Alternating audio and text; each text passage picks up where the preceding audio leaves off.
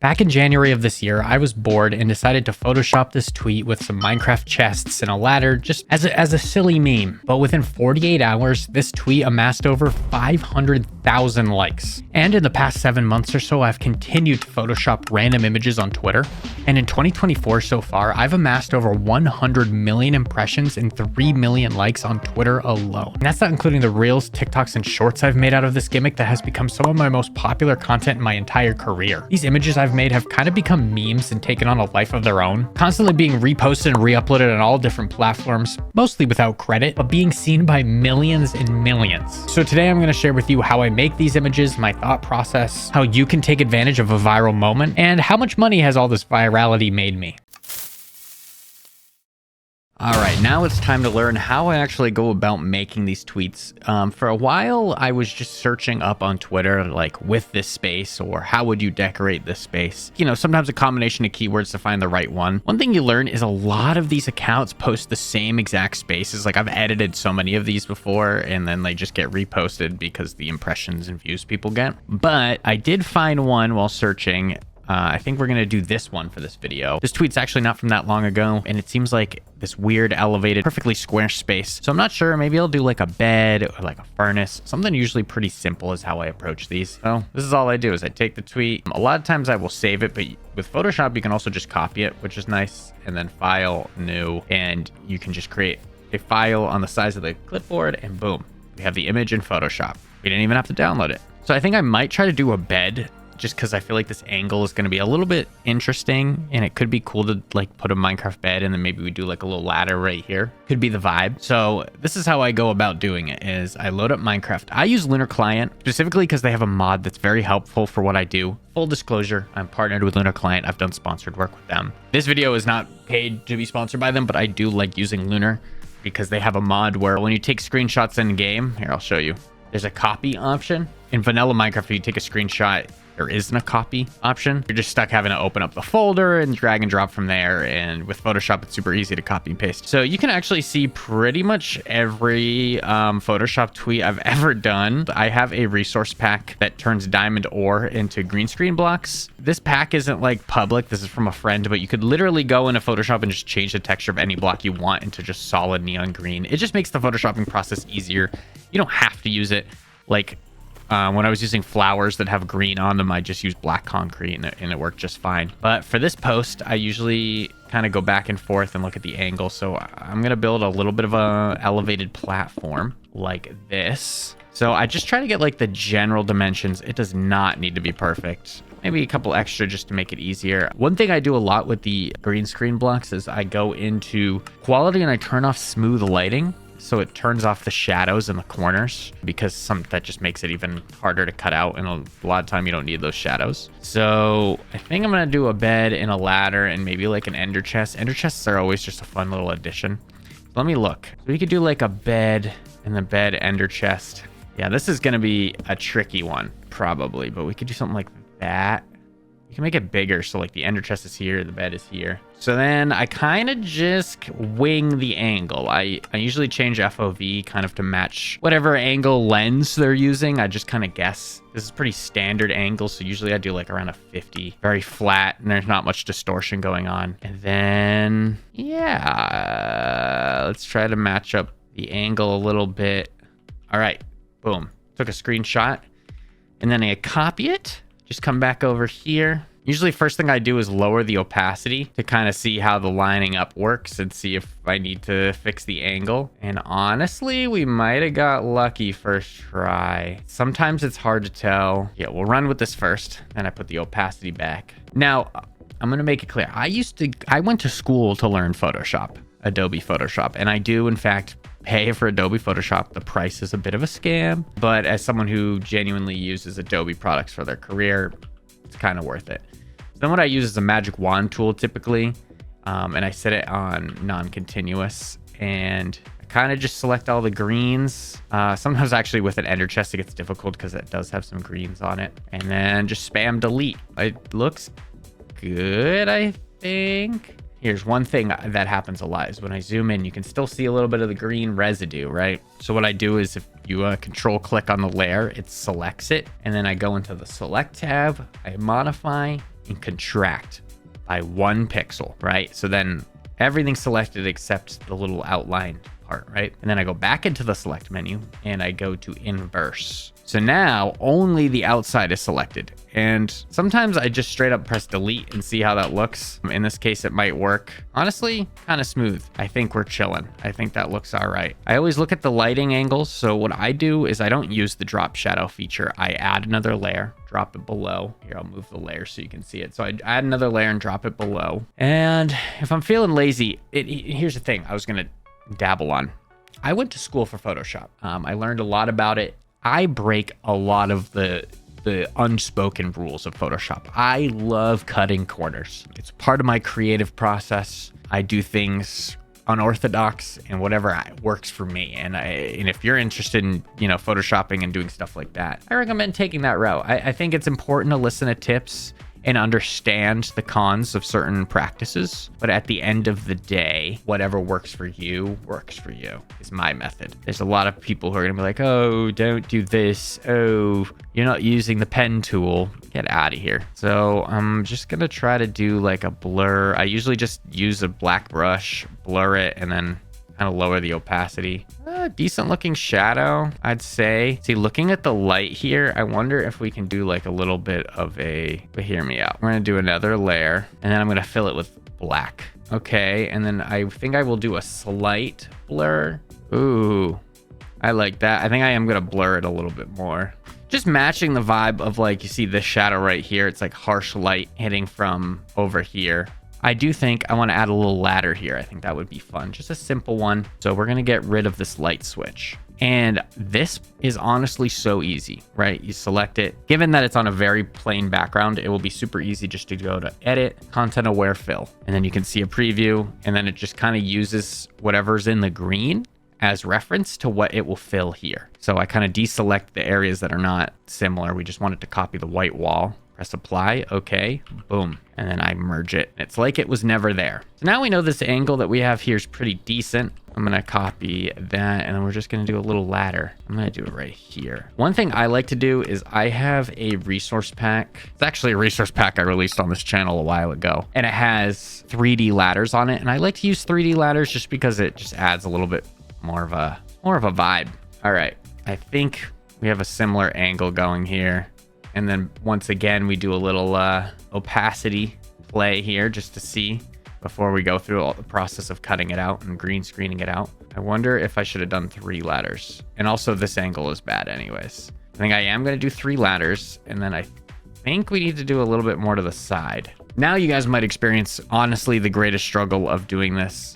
Oh yeah, this angle is already not it, I don't think. The greatest struggle of all this is finding the right angle. We got really lucky with our first post here, our first screenshot. But I think we are now running into the dilemma I run into a lot. This is honestly makes me want to quit making these so often. Like I'll start a photo. It's like sometimes you stare and I'll trip myself out. I'm like, what is the angle on here? And with ladders, it's specifically hard because you really have to get it perfect. A lot of times you don't really need it perfect. So let me look. It's there's up a little bit. Like it looks like that's about the right angle. But honestly, they might have had a higher FOV now looking at it there. Okay, wait, you might kind of be onto something. This might be close enough that we can make it work. And I will show you how we can make stuff work like that. Yeah, I think, honestly, a lot of it is literally just eyeballing the angles and praying for the best. So we're going to Command J that out.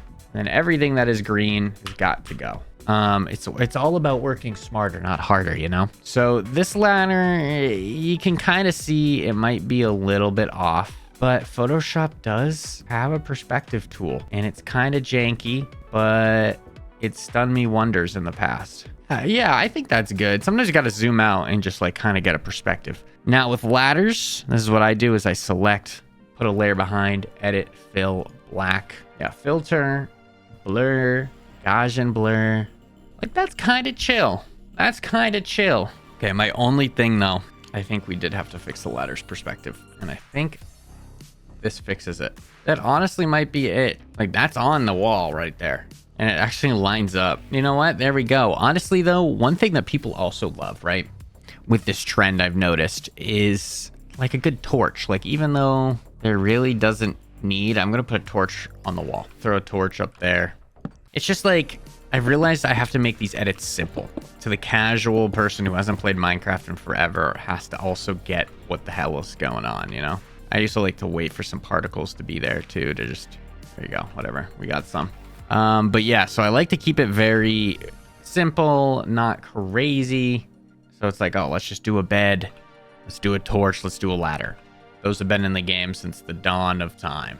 Whereas anytime I try to get too creative and I do references that maybe not everyone knows, suddenly the tweets get a lot less likes because some people don't even know what the hell is in the image. Right, nice. There is some unnecessary green, which is always a nuisance. So we're going to do a select. We're going to do our little trick. Select, modify, contract by 1. Select inverse, but instead of just deleting, we are going to switch to a small, like 4 pixel eraser here. Get those greens out of there. And then by doing this, the selection is kind of like a shield, so I can't go accidentally just remove half of it. And bada bing, bada boom, we got a chill torch. But I do like doing a little bit of a shadow under torches.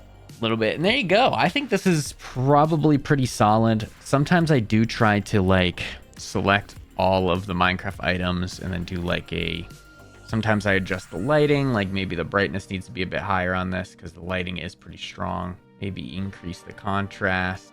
But I think, actually, yeah, that makes this look a bit better, I think. Yeah, I think this is a good Minecraftified image.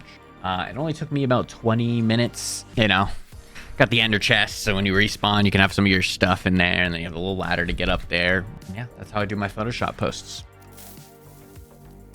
So I wanted to dedicate this whole segment here to what I've learned about capitalizing on a viral moment and how I translated that success to other platforms like Instagram, TikTok, and right here on YouTube. And also everything I kind of wish I did differently. My first bit of wisdom is milk it like a cow. See, after I posted my first few tweets that did well, I started to get comments like, all right, buddy, the joke's over now. It's not that funny. And just people making snarky comments about how many of these Photoshop tweets I've been posting. And it genuinely made me a bit self-conscious. But the numbers didn't slow down as I kept posting. So thankfully I was able to push through that insecurity and kept uploading. My next tip is innovate. See, success on Twitter is like being popular in high school. It feels great at the time, but it really holds no real world value. So I need to scheme on how I was going to make this Photoshop gimmick work on other platforms like TikTok, Instagram, and YouTube. And I settled on basically making like a speed art version of every one of these Photoshops I did. And right from the get-go, they did really good. So then I started doing Photoshop content that was exclusive to short form. Like this video that got over 19 million views on Instagram alone. And to my surprise, these Photoshop videos actually hit on YouTube as well, which is usually a harder audience to break into from my personal experience. And even this one short got me over 20,000 subscribers alone. And to extend on my second tip, you need to learn how to repackage your content. There are so many platforms out there, and it's not hard to repurpose and repackage your content to fit every single platform. Like I would do one Photoshop that would bang as a tweet,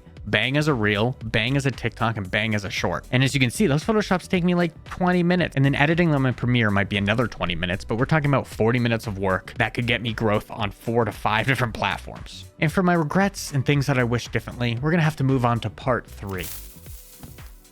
So at the beginning of this video, I mentioned I would talk about how much money this Photoshop gimmick has made me. And I feel like it's gonna be a lot less than what you guys think. First, to clear this up right away, I don't subscribe to Twitter Premium, so therefore I can't even be monetized on Twitter, and those 100 million impressions I've gotten on there have been entirely unmonetized. Why, you may ask? Honestly, I just don't want to support a business model that requires creators to subscribe and pay money to even get monetized in the first place. It just goes against everything I believe in content creation. I don't judge anyone else for subscribing to Twitter Premium, but I do kind of think Elon is a dickhead that ruined Twitter, and I kind of hope to see it crash and burn. But I digress. Next is Instagram, where I've done around 25 million views across all my photoshopping reels and done a whopping $0. Yeah, reels took away bonuses not too long ago. I used to actually make some decent money off of making reels, but no longer. There's no financial incentive to upload on Instagram at all. I don't even know how they're surviving. I only have been uploading on there because I've been able to grow my Instagram following, and for some reason, sponsors really love Instagram. So I think indirectly it'll help me make a lot more money in the future, but right now, nada, nothing. Next is TikTok, where I kind of regret some of my choices and I feel like I've messed up. See, on TikTok, they have the creativity fund where you can make money for views if those videos are over 1 minute long. And I was kind of lazy and I edited these Photoshop reels and shorts to be under 60 seconds because a lot of the other platforms require them to be under 60 seconds. And I didn't bother to edit them to make them a bit longer so I could get monetized on TikTok.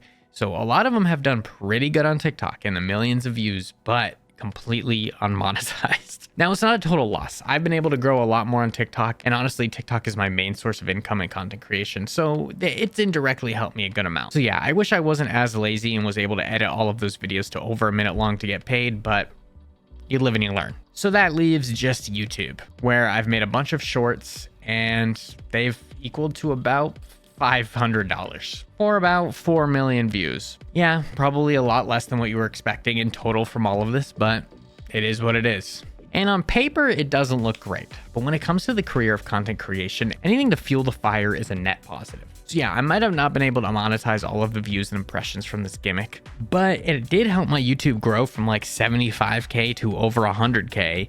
And it helped double my Instagram, help grow my Twitter, and help grow my TikTok. And in the wake of all my success, I've actually signed myself to an agency/management. So indirectly, this Photoshop trend is gonna make me a lot more money. It's not about the money, all right, but this is my job. So that's nice. Really, the purpose of this video was just to share my somewhat unique perspective on kind of being the forefront of making a meme and kind of experiencing being viral. I mean, hundreds of millions of views and impressions is valid to call viral, right? I don't know. But I love watching this type of content as a content creator, and I feel like this might be fascinating information for anyone who watched this far in. So I want to say thank you if you watched all the way through, and please consider subscribing because I want to make more content. And please let me know, would you want to see more content like this? I haven't done anything like this in many years. Anyways, thank you so much for watching.